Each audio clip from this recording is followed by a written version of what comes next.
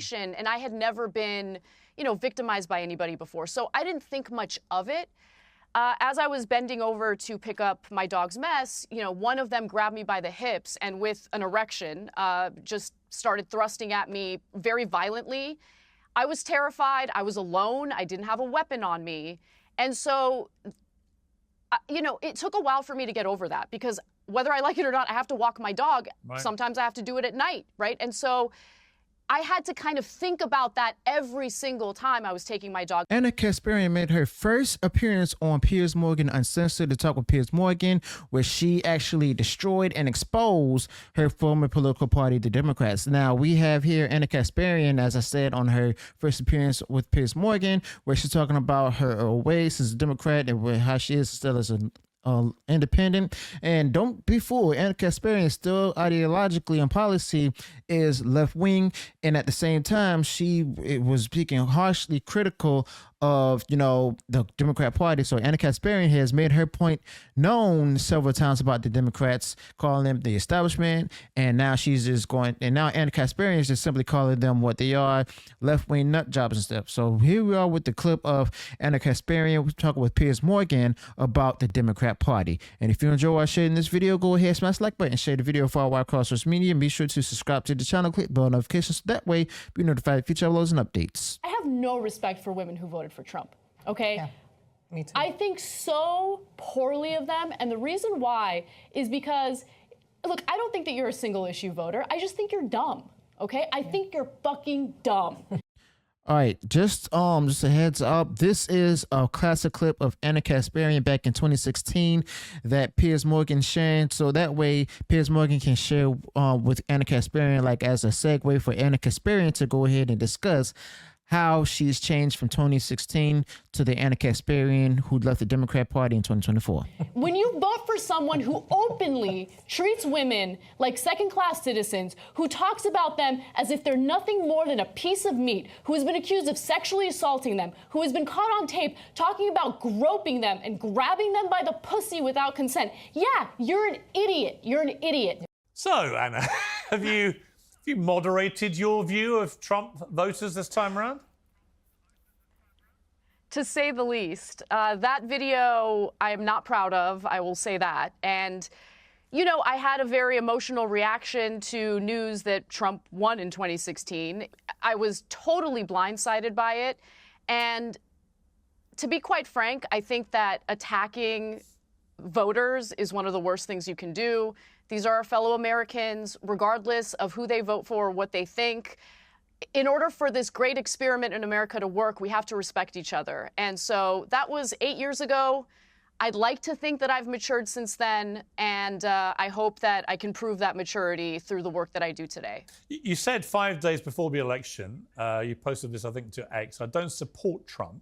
I also don't think it's helpful to call him a fascist or a Nazi.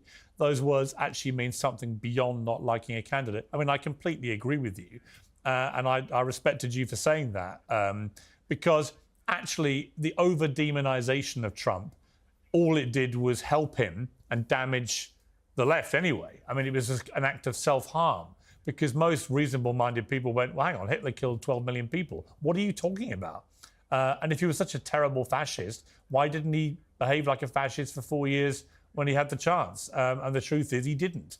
January 6th was awful, and I wrote that at the time and said it at the time.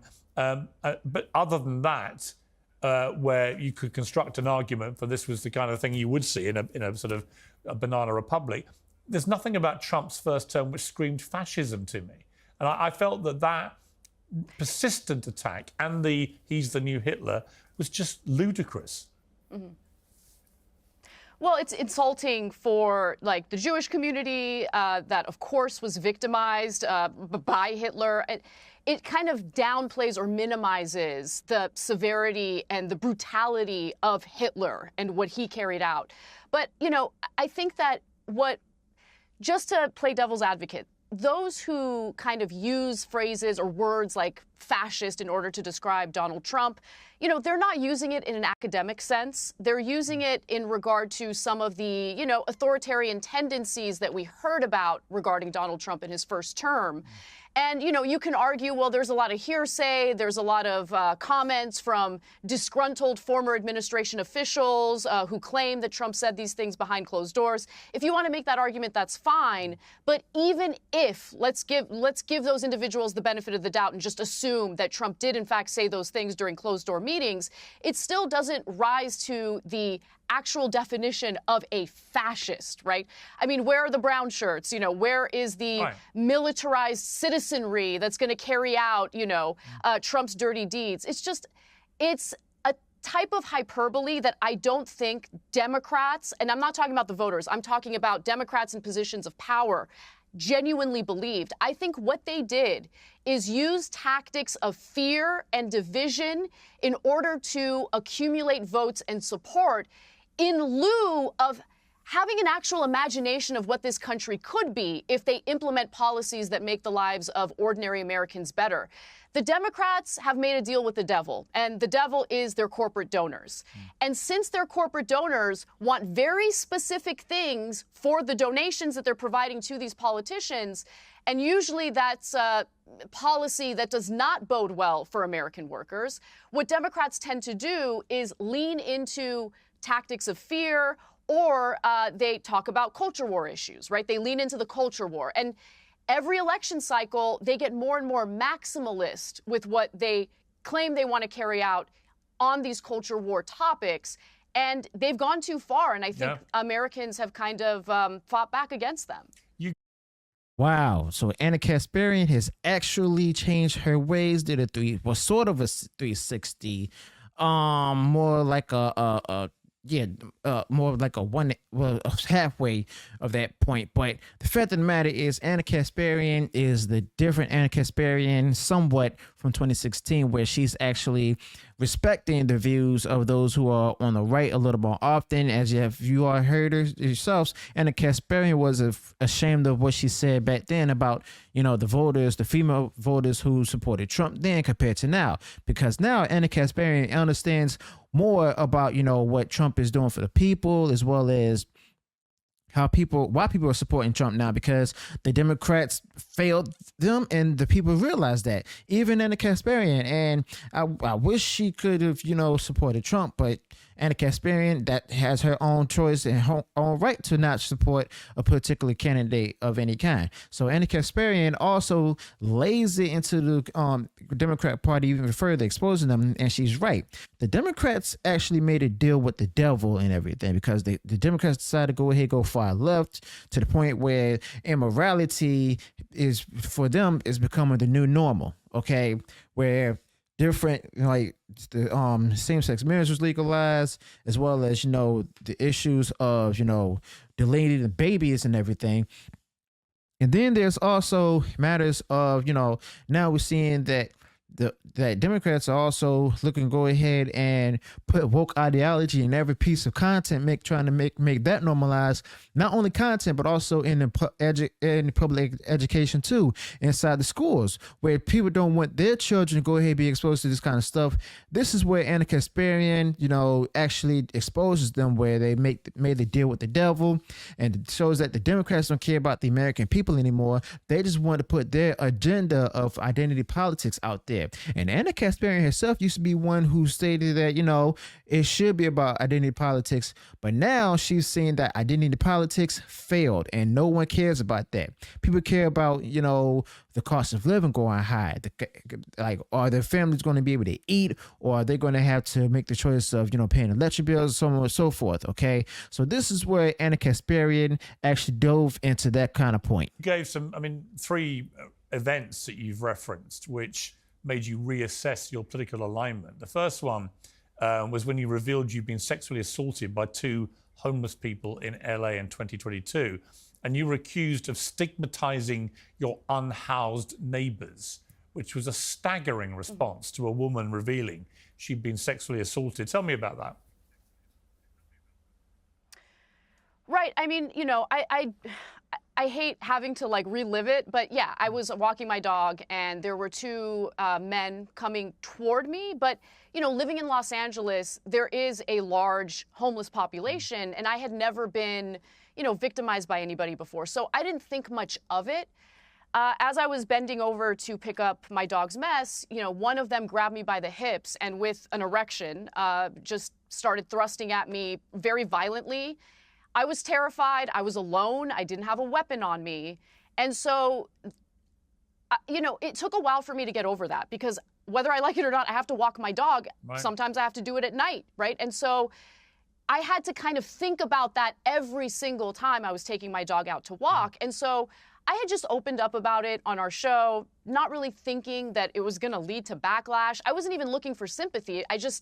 It was on my mind and I just talked about it. And it led to just this wave of, you hate homeless people, you're stigmatizing homeless people, don't call them homeless people, they're unhoused, which I don't even understand why unhoused would be better than saying homeless. And by the way, these are Well, because of the fact that, instead of calling them homeless, they call them unhoused and stuff because of the fact that, they don't want to, they believe that they don't want to demonize them. But at the same time, this is also the same left that often go out there preaching, saying that, housing is a right and da-da-da-da-da. All of a sudden, these people are unhoused. What happened to housing being a right? And not to mention, whatever happened to believing all women? What happened to believing all women? Because apparently it's like they didn't get that memo for Anna Kasparian, who was actually, horribly assaulted by these individuals. Now, the fact of the matter remains that she was assaulted by two homeless men. And, thankfully, not the worst didn't happen to her. But the fact of the matter is, she's being treated much harsher by the left than she was by those on the right. I mean, you've all seen it from people on, possibly seen on social media where people who used to be far left-leaning people going to Bernie Sanders rallies and stuff during the election times, where everybody there was miserable. But when they started going to Trump rallies and all of that, they saw how helpful everyone was, how happy everyone was and stuff, how cheerful they were too. So yeah, to Anna Kasparian's point, this is definitely true because of the fact of the matter is the left is often unhinged and depressed and doesn't even remember what it means to be happy. Even when they're happy, I'm convinced that they're still miserable. But the fact of the matter is Anna Kasparian is actually showing out there as being a proven example that not all women are believed in everything, not especially in cases when it comes to when they're being harmed. That's gonna when their harmful situation actually exposes the priorities or the lack of priorities of the left. This is what the left likes to do. Right, they like to change the language instead of actually addressing the issue at hand. Yeah, and these are the same people who supposedly are there for women, right? And fighting for women and supporting women and believe women, all this kind of thing. But when it actually came to you, they just were prepared to throw you under a horrific bus. And far from treating you as a victim, they almost made you out to be the villain of this story. They did, but I want to be clear about something. I think that this is a small but incredibly loud and influential faction of the Democratic Party. This is not indicative of all Democrats. This is not indicative of all Democratic lawmakers. This is a small group of activists who like to bully, who like to go to city council meetings, who like to go to various rallies and essentially be loud, be threatening, be aggressive until they get their way. And for far too long, the Democratic Party has been terrified of these little mobs of people, these little mobs of activists, and have basically just carried out what these activists want. And I just think that they need to be a little smarter than falling prey to the whims of various activist groups, because they are not representative of the majority of Americans. The majority of Americans, especially in a state like California, want homeless people to be housed, but they also understand that this issue is far more complicated than the housing first policy of throwing anyone who doesn't have a home into an apartment, right? Because the fact of the matter is we have severe mental health issues out on our streets right now, people who are struggling with severe drug addiction. Some of these people actually do have families to go to or homes to go to. They need a different type of service. They need rehabilitation, not harm reduction, where we're just passing out needles and crack pipes thinking that it's going to solve the problem. It has not solved the problem. It has made the lives of these individuals struggling on the streets far worse, and it has also made the lives of hardworking, tax-paying Americans in states like California a lot worse. Yeah. When I look at my life right now and I ask myself, which political party has made my life worse? It's not the Republican Party. Locally speaking, the Democrats have complete control, and they have nearly destroyed my family's livelihood. Okay, we are living in trash and squalor everywhere. And unless the Democratic Party actually acknowledge these issues and solve these issues, rather than stealing our taxpayer money and funneling it to their nonprofit friends, they keep doing this, they're going to keep losing. And I'm going to keep speaking out against them. I don't care how much they hate Trump. I don't care how naughty the Republicans are being. Right now, the people having a negative impact on my life is the Democratic Party, and they need to change their ways. When we say we want to change the status quo, it doesn't mean we want to live in anarchy. It doesn't mean that we want to have $24 billion of our taxpayer money in California stolen by these nonprofits. It means that we want working people to be rewarded for their hard work. We want affordable housing. We want better working conditions, higher wages, better health care. These are things that Democrats used to purport to want to do. They don't do any of it anymore. And so I'm done with them until they change their ways. Yeah. But the Democrats will never do that unless they're actually desperate. And even if they do try to change their ways, they're not going to really mean it. So that's wonderfully said by Anna Kasparian. Let me know your thoughts about this in the comments below. Also, if you enjoyed what I shared in this video, go ahead, smash the like button, share the video, follow across social media. And if you haven't done so already, you enjoyed all the content that I put out there, go ahead, subscribe to the channel, click the bell notification so that way you're notified of future uploads and updates. Till then, peace.